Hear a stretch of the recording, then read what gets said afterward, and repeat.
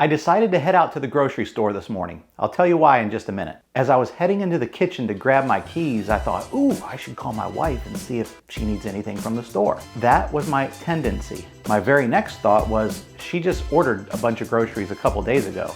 If I ask her if we need anything, she might just try to come up with something just because I'm going to the store. In other words, whatever it was she was gonna potentially come up with, we can do without. So I acted in that case on my discipline and not on my tendency. Prior to me leaving, I look over and I see my daughter Cheyenne sitting on the couch peering into her MacBook. She was preparing for an upcoming speech she has to do for her public speaking class. I said, hey Cheyenne, I'll be back in a little bit. I'm heading to the grocery store to do a little research for an upcoming video. She said, ooh, while you're there, do you want to get us something for lunch? I said, Mom just bought groceries. What would you want? She looked at me and said, I guess nothing. Now she was exercising her discipline. Today's lesson is on frugality, being frugal. We're going to talk about price gimmicks, package sizing differences, and the tricky psychology that's used to get us to buy things that we don't need. It can also be used to get us to buy a different size or a different amount in the package than we normally would have because we think we're getting a better deal,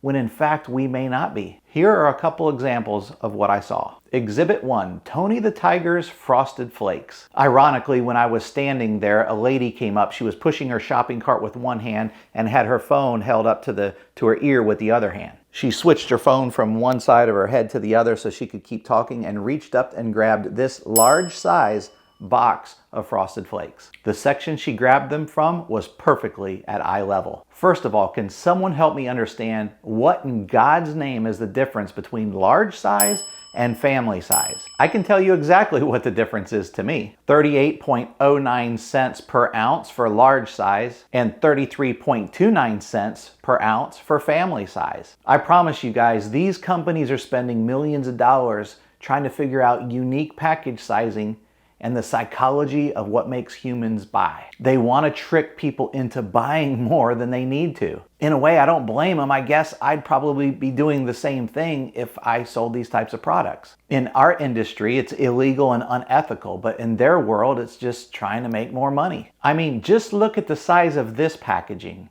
Who makes a box of cereal that's this tall and this wide, but yet so skinny in depth? Well, Frosted Flakes does for one, made by Kellogg's, as do many other brands, because by the time you figure out how thin this box is, you've already made your buying decision and they know it. Fortunately, most stores, including the store I'm in right now, which is a store I love, it's called Publix. Very clean stores, fantastic customer service, if you're not familiar with them or have them in your area. But most stores are going to have that little tiny section on their price tag that tells you how much this product is per ounce or per gram or per whatever the measurement is. So for example, if you've got a big bottle of shampoo and a medium bottle of shampoo, they'll tell you how much the price is per ounce on each versus just one's $3.59 and the other's $4.29. They do the calculation for you, which is great if you pay attention to it. Let's move on to exhibit number 2, which may be the cheesiest one of them all. Look at this rack of Tostitos Salsa Con Queso. Here, they play more math games with you. They offer this smaller jar of con queso for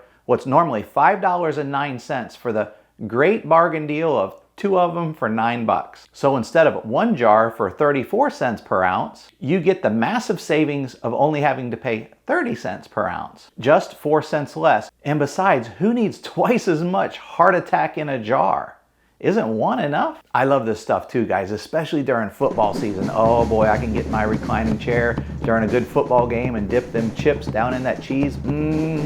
Heat it up a little bit. That's what I'm talking about. Speaking of football season, some of you may say, getting back to the cheese for just a second here, yeah, Rich, but I needed a lot of this con queso because I was having a party or several people over. Well, if you're having a party, why don't you look up to the top of this shelf and buy the one that's only 26 cents per ounce. This one is even 4 cents more cheaper yet than the 2-pack of Heart Attack in a Jar. All right, let's move on to exhibit number 3, and I'll title this one, Bigger Isn't Always Better. Let's take a look at Dayquil. Who buys Dayquil anyway, other than my wife, versus the generic store brand? Look at the price difference. You're probably thinking, oh yeah, Rich, but when I'm the one sick, I want the best there is. I want to get better as fast as I can.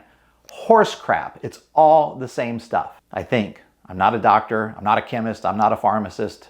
but I think. But let's say you agree with me, so you're gonna pick yourself up some daytime generic store brand versus the Dayquil name brand. One would think that if we're willing to buy the 24-pack of these soft gels, it would save us money over the 16-pack. Now, I don't know what the logic is here, and maybe it's a mistake or a typo, but if you're real sick, it's gonna cost you 19.3 cents more if you buy the 24-pack versus the 16-pack of gels. They have a lesser cost of 18.69 cents per pill. The moral of the story is this: they give you a choice, but you gotta pay attention to the price tags and the package size gimmicks that some of these brands choose to put out there. I realize you can't go around the store with a calculator every time and do the math on, is this one 4 cents cheaper here or 4 cents cheaper there, or what package is. But if the lady, for example, who was in the grocery store this morning and was on such an important phone call she couldn't put the phone down to enjoy her shopping experience, if she would have just taken a quick glance at each of the price tags, she would have saved a nickel per ounce. These boxes were 1 foot away from each other. She would have paid less for what Tony the Tiger says,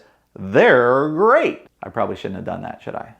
I'll maybe take that out. If you found this video helpful, or if you just feel sorry for me, please hit the like button. It'd mean a lot to me. And until next time, may God bless you.